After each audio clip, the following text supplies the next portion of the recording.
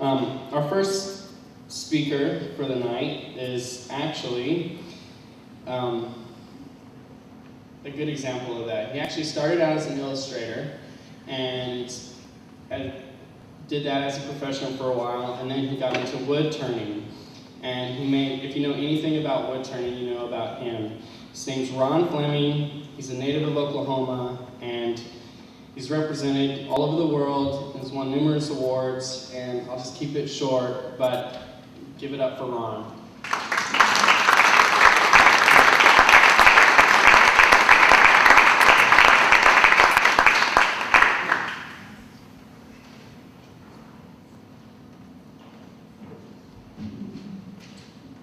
First of all, I'd like to thank Steve for inviting me to do this.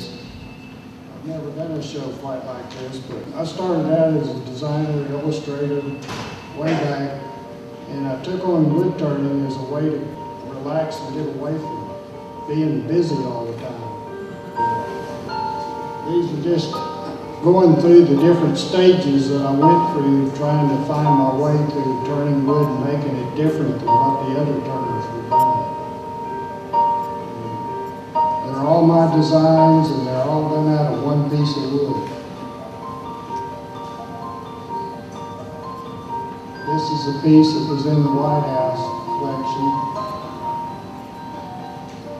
And there was a period where I was doing airbrushing, and I decided I wanted to do it on a wooden vessel. Well, back then, painting on wood was a no-no, but I did it anyway. I've always worked outside the box. I don't know what a box is, really. This is that piece. It's 3 foot tall. I had probably over 500 hours in it.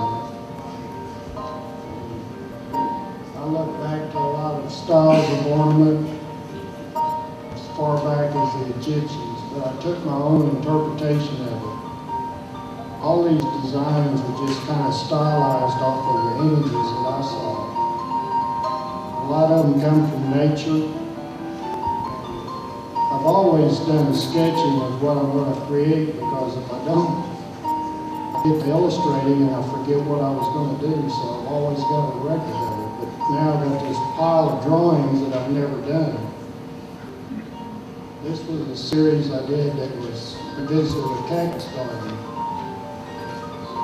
I do about 6 to 10 pieces in a series, and then I go on to something else.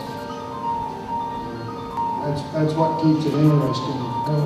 When I was an illustrator, I was always satisfying my client, and now I'm satisfying me, and that's a lot more fun. Oh yeah. But I had a lot of fun illustrating too, because I got a lot of exciting assignments. I was raked in New York for 17 years, and I've been influenced by my wife's gardens, the ocean, the mountains, you name it. This is a series that I did with collaborating with Linda Stiller. I loved her abstract art, and I thought, why not paint on a vessel? I called her up and I said, Linda, would you like to paint on a 3-dimensional canvas? And she jumped at the chance. And we've done 2 shows now, and they've been the best shows we've ever done. So it's been really fun, because she'll take a plain old ordinary piece of wood and really turn it into something. Sometimes you get a piece of wood that you don't want to paint on, but sometimes you do.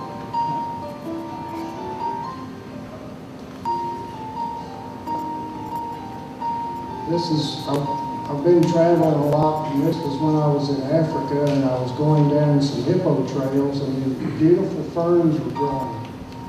And that's what gave me the inspiration for that series. That piece is pink ivory, and that is the color of the wood. It's very rare. It comes from South Africa. I've cast a lot of my pieces in lead crystal and bronze.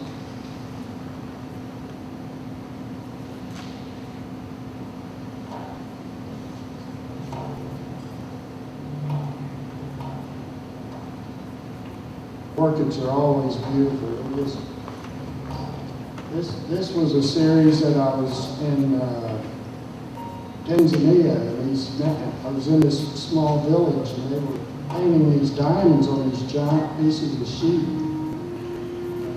Kind of gave me the inspiration to do that series. And this went back to my childhood days when I liked dragons. So I've cast them in different colors of glass and bronze. And then I finally decided I wanted to go from doing a boulder to doing a carved piece, but I did turn the top down. Then I did a series on birds. And this was those feathers are actually carved. They're eagle feathers, but they're not really real. This is the great blue heron that lives in a creek behind my house. It was a different approach to what anything I've ever done before. I was even turning the pedestals they sit on because I wanted them to go with the piece.